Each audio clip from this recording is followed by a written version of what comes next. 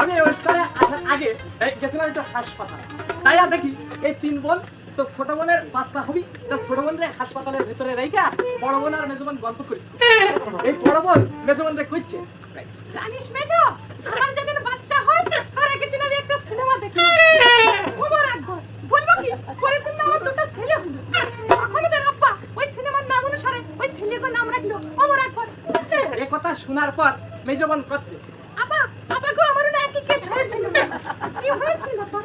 আমার যেদিন বাচ্চা হয় তার আগের দিন আমি একটা সিনেমা দেখলাম, ইন্ডিয়ার ওই হিন্দি ফিল্ম গঙ্গা যমুনা সরস্বতী। বলবো কি, পরের দিন আমার তিনটা মেয়ে হলো।